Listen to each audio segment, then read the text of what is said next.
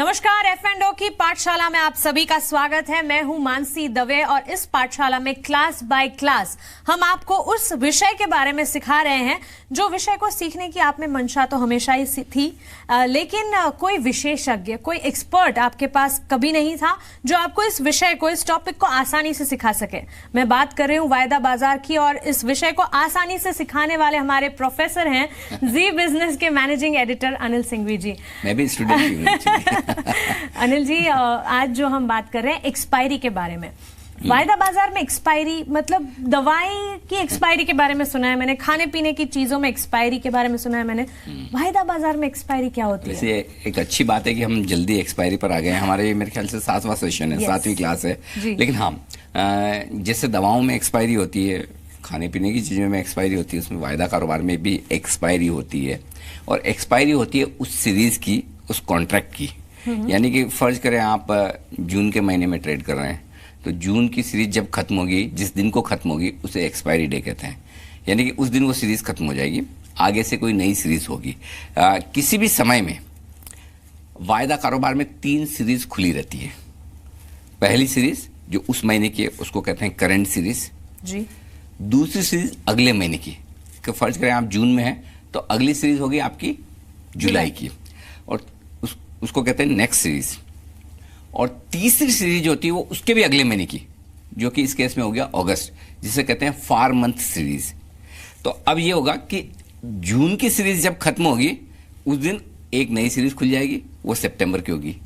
जैसे जुलाई की सीरीज शुरू होगी सितंबर की खुल जाएगी, जुलाई की खत्म होगी तो अक्टूबर की खुल जाएगी। तो इस तरह से किसी भी वक्त 3 सीरीज रहती है, और एक सीरीज जो खत्म हो गई, जैसे पिछली सीरीज मई की खत्म हो गई तो वो खत्म है। तो any given point in time किसी भी वक्त आपको 3 सीरीज खुली रहती है। 3 सीरीज एक साथ खुली रहती है। तो वायदा कारोबार की एक्सपायरी का मतलब यही है कि वो पर्टिकुलर सीरीज, उस सीरीज के पर्टिकुलर सारे जो कॉन्ट्रैक्ट्स हैं, जो आपने खरीदे बेचे, जो कुछ भी है, वो उस दिन को खत्म हो जाएंगे। अच्छा, तो मतलब इसका ये मतलब हुआ कि वो जो स्टॉक है वो भी सारे एक्सपायर हो जाएंगे? हाँ, इसका नाम है ना ऐसा रखा हुआ है एक्सपायर, तो ऐसा लगता है कि कुछ मर जाने वाला है। हाँ, लेकिन एक्चुअली है ना, बहुत बार लोग ये कहते भी है कि भाई इसका नाम एक्सपायरी है। एक्सपायरी से इतना ही समझिए, कॉन्ट्रैक्ट खत्म होता है।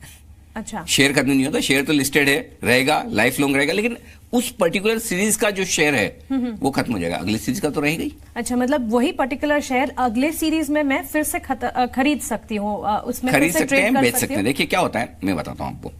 जब आप वायदा कारोबार में कोई भी सौदा करते हैं, खरीदने का या बेचने का, आपका वो सौदा उस पर्टिकुलर सीरीज के लिए होता है। आप जून में हैं, आप जून में जून सीरीज का कर सकते हैं, आप चाहें तो जुलाई का भी कर सकते हैं, और जून सीरीज में आज के दिन जून में होते हुए भी आप अगस्त का भी कर सकते हैं जी, क्योंकि आपके पास हर वक्त 3 सीरीज ओपन है, राइट। लेकिन ज्यादातर क्या होता है, वॉल्यूम, एक्शन, लिक्विडिटी, जो करंट सीरीज है, जिस महीने की सीरीज है उसी में होता है। फर्ज करें आप जून में, तो जून की सीरीज में ज्यादा वॉल्यूम होगा, तो लोग क्या करते हैं, जून की सीरीज का कॉन्ट्रैक्ट खरीदते या बेचते हैं, राइट। और जब एक्सपायरी होती है तो एक्सपायरी के दिन, एक्सपायरी के पहले कभी भी वो चाहें तो अपनी पोजीशन को अगली सीरीज में ले जा सकते हैं, रोल ओवर कर सकते हैं। समझिए, आपने एक HDFC बैंक का कॉन्ट्रैक्ट खरीदा हुआ है जून सीरीज का। अब आपको लगता है कि मुझे इसको बेचना नहीं है, मुझे लगता है और तेजी होगी, मैं अगले महीने के लिए भी इसको रखना चाहती हूँ। जी बिल्कुल, है ना। तो आप क्या कर सकते हैं, कभी भी एक्सपायरी के नजदीक, पहले, एक्सपायरी के दिन, इस कॉन्ट्रैक्ट नोट को जून सीरीज का जो वो बेच दीजिए, जुलाई सीरीज का खरीद लीजिए। उसको कहते हैं रोल ओवर जी, यानी कि अगली सीरीज में अपनी पोजीशन को ले जाना, ये रोल ओवर। अगर आपका शॉर्ट है, आपने पहले मंदी कर रखी है HDFC बैंक में, अभी खरीद लीजिए, अगली सीरीज का फिर से बेच दीजिए, तो आपकी नेट पोजीशन करंट सीरीज में 0 हो गई, और अगली सीरीज में आपकी वही पोजीशन फिर से खुली हो गई। लेकिन तो इसका मतलब ये जरूरी नहीं कि मतलब आपका जून सीरीज का कॉन्ट्रैक्ट खत्म हो रहा है तो आप उस पोजीशन को मतलब इनडेफिनेट पीरियड तक आप रोल कर सकते हैं, उसमें कोई रेस्ट्रिक्शन नहीं है। स्टॉक तो रह गई, बिल्कुल, सीरीज बदलती है, जो सीरीज पीछे की हो वो खत्म होती जाती, कटती जाती, नई सीरीज आ जाती। अनिल जी, आपने बताया कि अगर मुझे लगता है कि कोई स्टॉक में आगे भी खरीदारी आ सकती है, स्टॉक आगे और बढ़ सकता है, तो मैं अगली सीरीज के लिए उसे खरीद सकती हूँ। लेकिन इस सीरीज में मैंने, इस महीने में मैंने उसे बेचा, तो अगली सीरीज में जब उसे खरीदूंगी तब उसके भाव तो बढ़े ही होंगे ना। तो मुझे वो जो मैंने आपने बेचा क्यों? क्योंकि आपने इसलिए बेचा कि मुनाफा होगा जी। कब होगा? जब आपके बेचने के बाद नीचे मिले, हाँ, तभी मुनाफा होगा ना। अगर आप पहले बेचते हैं, वायदा कारोबार की खूबसूरती यही है कि आप पहले बेच सकते हैं अगर आपके पास शेयर नहीं है तब भी जी, राइट। नहीं तो अगर आप कैश मार्केट में या इन्वेस्टमेंट के तौर पर अगर आप कोई ट्रेड कर रहे हैं तो पहले शेयर होना तो जरूरी है, बिल्कुल। नहीं होगा तो बेचेंगे कैसे? तो वायदा कारोबार में आप बेचते तभी हैं जब आपको ये लगता है कि भाव नीचे आएंगे।